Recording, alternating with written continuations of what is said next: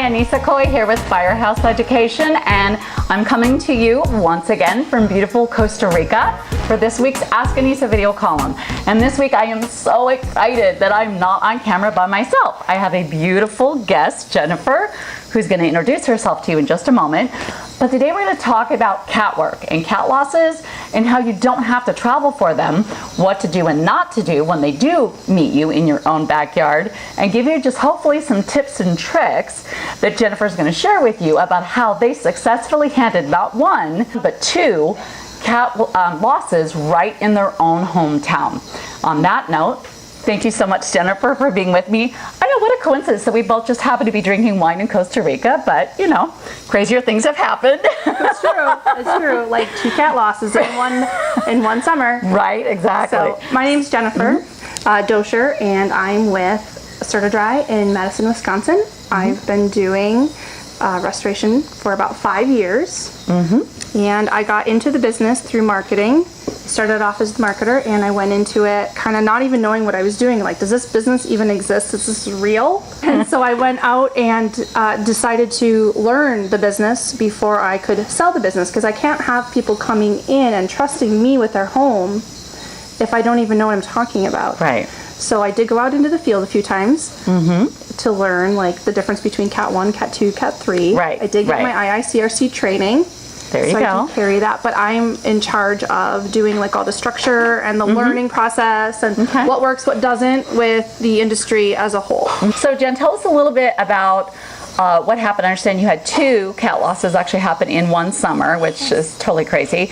But maybe tell us a little bit about what happened. I think they were kind of similar situations, and whether or not, like, how many employees did you have, and did you maybe bring on temporary people when this happened, or did you just use your crew? And just kind of give us a little scenario about how that happened. Sure. So that's a really good question.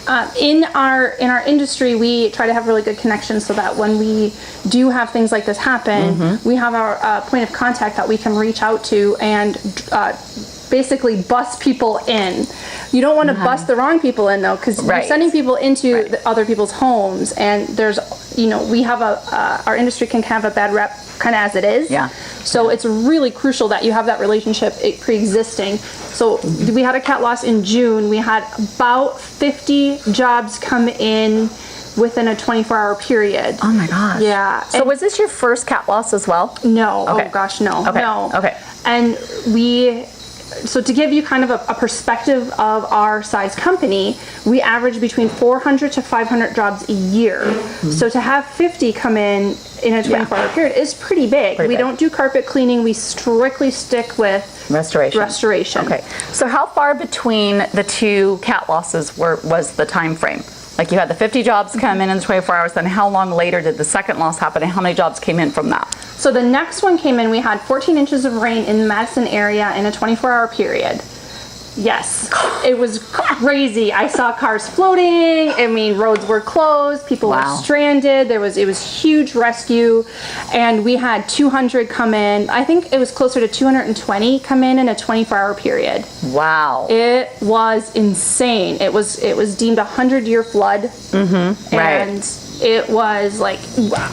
We've been doing this a long time. Even above me, Dave has been doing this for years, and we were at a loss of just what do you do? Magnitude, yeah. Yes. So how many employees do you guys have on staff, and did you use like temporary people that you brought in? Okay. Yes. So we do have really good relationships with some of the, I hate to say vendors, but that's really what they are. They bus us employees, and we did have cat staff send us employees for both sides, for both floods. We have, we're fortunate enough to have employees like in a different company that we can kind of cross-train and bring them in. So in total, we have about 15 people that can go out in the field.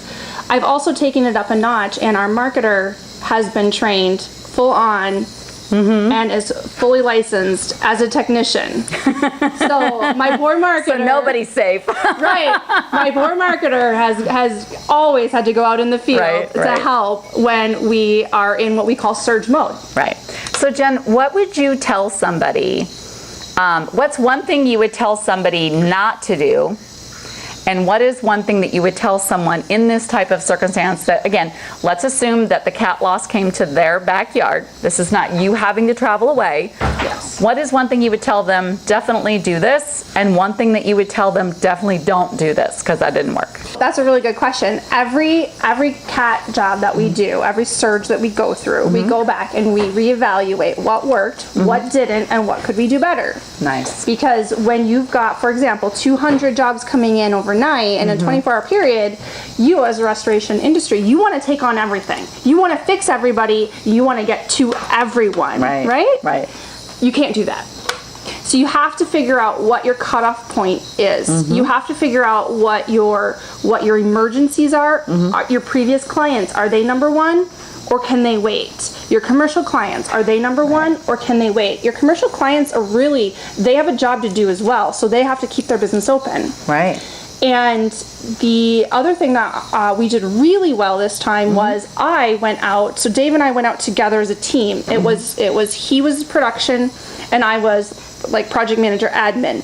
So he was driving and I had command center station set up in my SUV, right? Yeah. I was constantly, and this is where the technical aspect of restoration comes in. I was constantly texting our clients with updates. Constantly. And I could only handle about 20 to 30 at a time.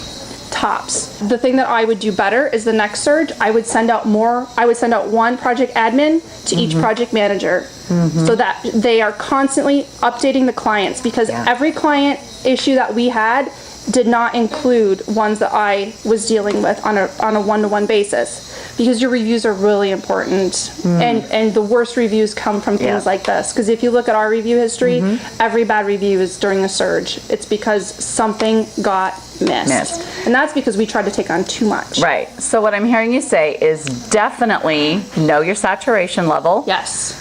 Definitely be willing to turn jobs away if necessary. So I think it's wonderful that Jennifer goes back and looks at what went well, what didn't go well, and what are we going to do differently next time. It's always a really awesome idea to look at your wins and your losses, and then you have another game plan that you can put together for the next time you have a loss like this.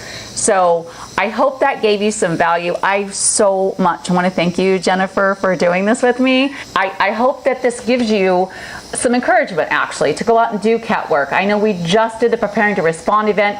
If you did not have a chance to go to that event, they're definitely having it again next year. I believe next summer sometime. We don't have the dates put out there. Be sure and go to rnrmagonline.com and look for, or preparetorespond.com and look for those dates. One of the really, really important things to keep in mind, and this is one of the reasons we don't chase cat work, is don't burn out your technicians. Because they're the heart of it. They're the ones going out there, and they're the ones dealing with your clients one-on-one, and they're the ones that are away from their families, so that we can make sure everybody's taken care of. So really make an emphasis to take care of your technicians. That is super good. And you know, sometimes chasing cat work isn't a good idea for you, because then your clients back home suffer as well. So awesome. Thank you so much, Jen, for doing the video with me. And I do hope you found value here. Well, on that note, I will see you on next week's Ask Anissa video column. Cheers. Cheers.